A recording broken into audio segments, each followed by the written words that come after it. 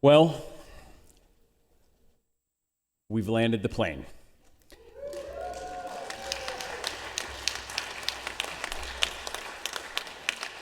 Somehow, opening day truly feels light years away, but it was a mere 6 months ago. This has been a roller coaster of emotions, of highs and lows, but ultimately, it is marked by progress. When I was getting ready to speak today, I looked back at my opening remarks, especially the goals we set out for ourselves, in terms of what we wanted to accomplish for Oregonians and how we wanted to treat each other in this chamber. And when I look back on this session, the groundwork that we've laid for future work, I believe the House hit the mark. On opening day, I began my speech by telling a story about the mountains that can be moved by collective leadership. And I was confident that we would rise to the challenge because I have faith in this group. Not because that I wasn't intimidated by the work ahead, because I absolutely was. Not because I didn't have my own self-doubt, because I did. But because I knew that together we could meet our goals. And that's exactly what the House did. We were focused from the very beginning on finding solutions to problems Oregonians were struggling with most: rent, cost of living, access to behavioral health, health care, and improving community safety.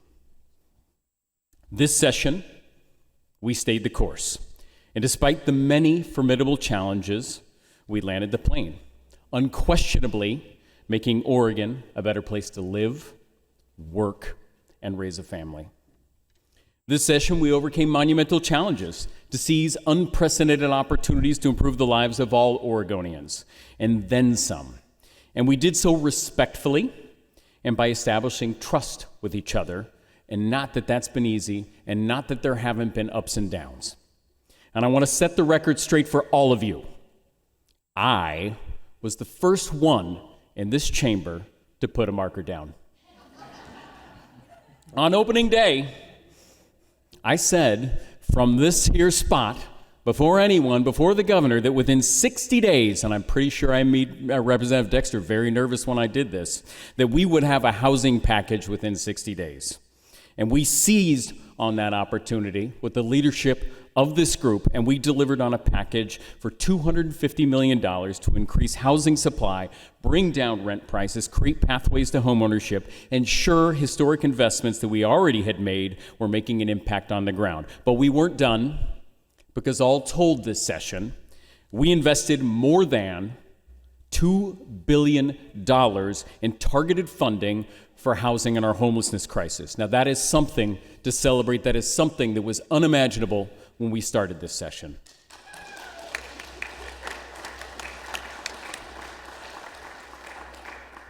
Next up, after flying by my 60-day marker, again, the first of its kind in this chamber, we delivered on a semiconductor industry package with the help of Representative Bynum. A package that at the end of the session will invest more than $260 million in our semiconductor industry that will ensure good-paying jobs 10, 20, 30 years from now and lift future Oregonians out of poverty. And these bold investments, including the research and development tax credit, will ensure Oregon's role on a national scale.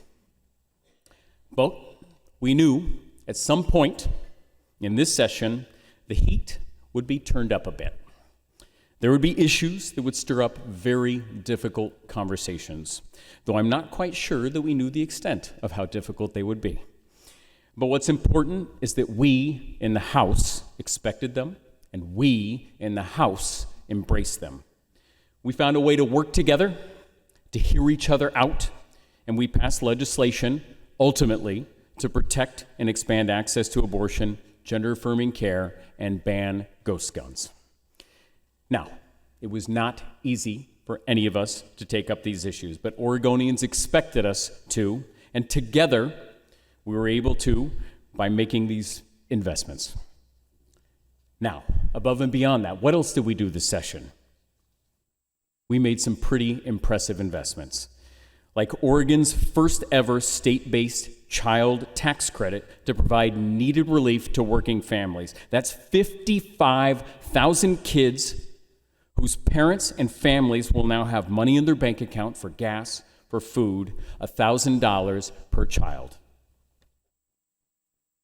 We fully funded our schools at the asks of what our teachers and our children were asking us to do.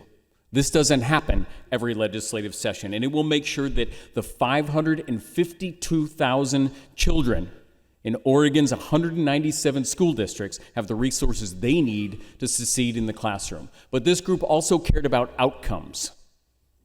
And we worked extremely hard with the work of Representative Krupp and many others to make sure that we provided a means to improve early literacy for kids across this state. In 2021 and 22, we made a down payment on behavioral health services and delivery, and this biennium we're doubling down with $153 million of investment for countless Oregonians so that they can get the quality and affordable care they need and deserve. We're also tackling our 40-year-in-the-making public defense crisis. More than 300 people are awaiting trial right now. With the help of Paul Evans and many others in this group, we have a plan to get them the lawyers that they need. Now, these policies that I just mentioned help people in every corner of this state. But we also prioritize the work of our legislators representing rural and coastal communities who built a more than $67 million rural economic development and infrastructure package to help across the state. This work will lift up small business owners and coastal industries and give life to vital projects like the Depot Bay Harbor restoration, the Umatilla Electric Cooperative Industrial expansion, and improvements to the Klamath Northern Railroad. Representative Helm and Representative Owens found common ground, no pun intended, to address drought and water security as the West is amidst a 22-year mega drought. What else did we do? We solidified mandatory climate spending and are capturing what my friend, Representative Pam Marsh, referred to as a tsunami of federal funding to help Oregon landowners adopt sustainable agricultural practices, lower utility costs for households and businesses, and increase our community's ability to withstand natural disasters, all the while reducing our carbon footprint here in this state.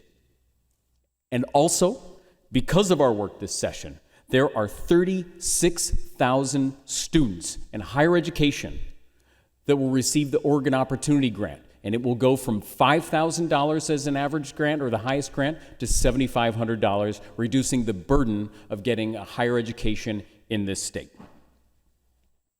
If carried out correctly, our work this session has the ability to make tangible impacts on the lives of all Oregonians.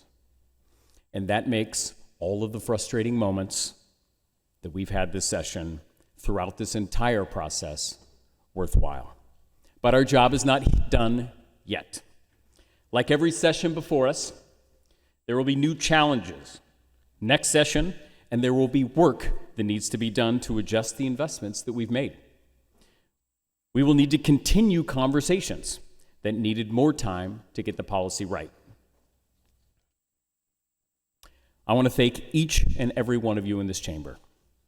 I want to thank you for your hard work, for your commitment to your values, for never forgetting our job, our shared passion, being good partners for Oregonians as they strive to better their lives for themselves for a better Oregon.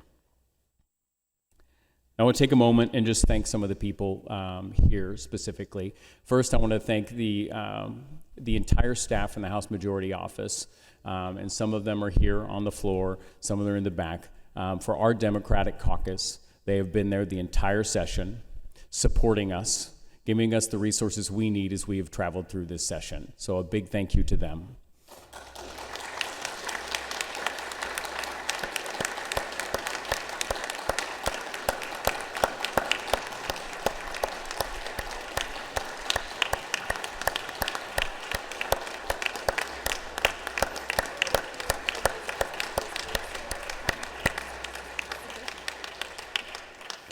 A big thank you to Scott Moore, the Chief of Staff in that office. We appreciate your friendship and the kindness throughout the session and your humor.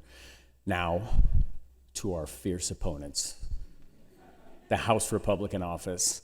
You all have done a tremendous job working with our office, being kind along the way, being flexible, making our jobs here in the Speaker's office, specifically Tony Lepese's job, much easier. You've made Jen Baker's job absolutely a living nightmare. But we appreciate you immensely, and the service that you have provided to your caucus is immeasurable. And to the Chief of Staff, Scooter, Mark Cruz, despite how many times you have violated House rules, we appreciate you immensely.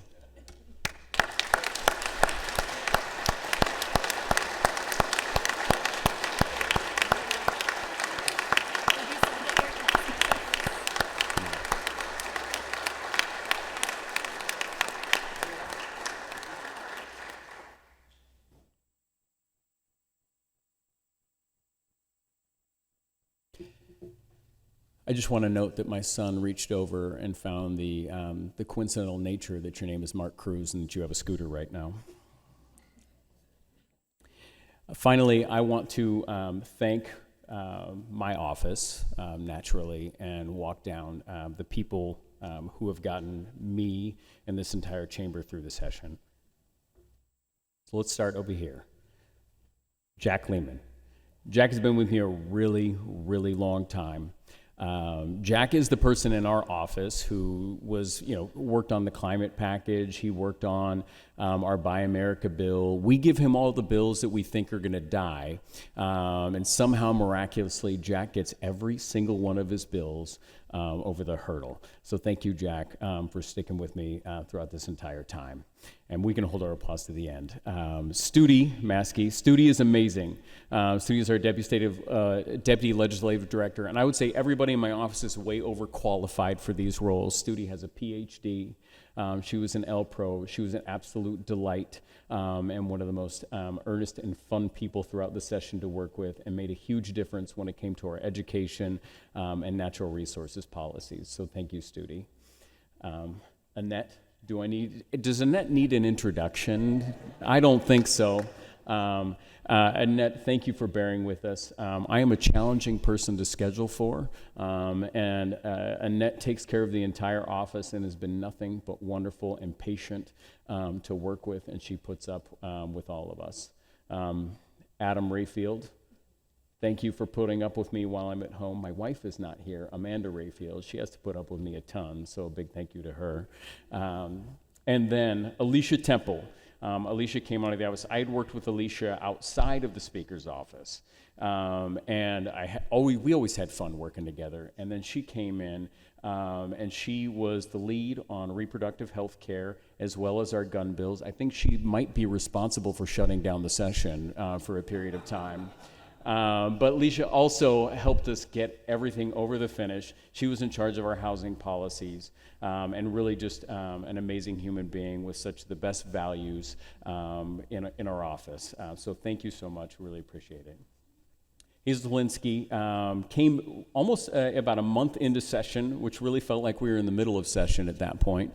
But she stepped into our comms role and also worked on our pharmaceutical packages, and it has been an absolute delight because also while I'm challenging to schedule with, I'm also very challenging when it comes to communications, and Jen's shaking her head yes. And so I appreciate her patience with me as well.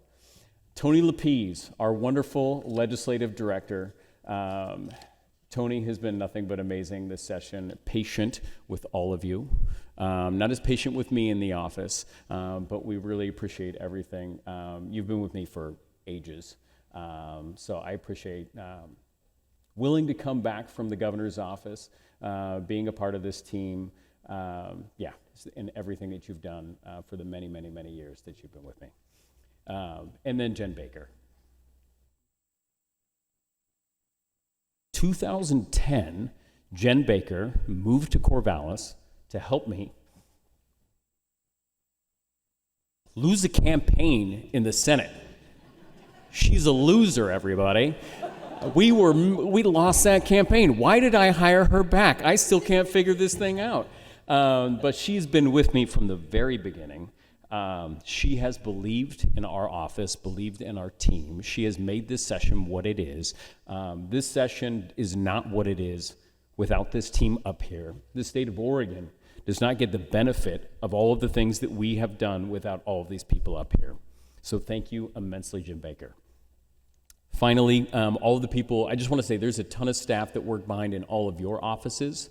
And while we sit here on the floor and we take credit for everything, and I say this over and over again, the people that run this building, the people that do the real work, the people do the research, those are all the people in our offices, and this state will never run without those people. They are integral to making the good policy that we pass out, and they do not get enough credit for what they do. So thank you to everyone in your offices. Finally, the clerk's office, we bragged about you last night, so get over it.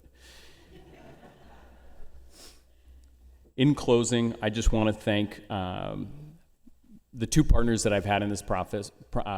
One is the majority leader, Fahey. You are patient. You are the yin to my yang, as they say. I don't really know what that means. I think the skill sets that we possess, I hope, complement each other. Again, this session couldn't have been what it is without you. And to my partner in the process in the Republican House, Leader Breeze Iverson. Specifically, I want to thank you for your hard work, your commitment to Oregon, your willingness to find places where we could find common ground, and frankly, where we couldn't. It was much appreciated this entire session. I know we tried to disagree without being disagreeable as much as possible, and our relationship, our caucus's members' relationships with each other, I believe, are a hallmark of an effective democracy in a time when so many doubt that we can achieve that. Democracy is messy, and this session is absolutely no different. And yes, I have my own beliefs on how to improve our democracies through ranked choice voting and campaign finance reform, but that's a conversation for another time. I believe in democracy. And I believe when we step back and look at the end results, we achieve this legislative session, all of us, no matter what your party affiliation is, we can be proud of the work that was done here. And hopefully, we can learn from the turbulence along the way. I certainly know I can, and I believe it will help us strengthen our democracy. We're always working on behalf of Oregonians, and we do this work with goodwill and mutual respect, whatever our differences are. Alone, none of us can fix our polarization and trust issues in this country, but here in the Oregon House, we did our part. We did it together, and Oregon will be better for it. So thank you all for allowing me the honor of being your speaker. And thank you for all of your part in helping all of us to land this plane. Thank you.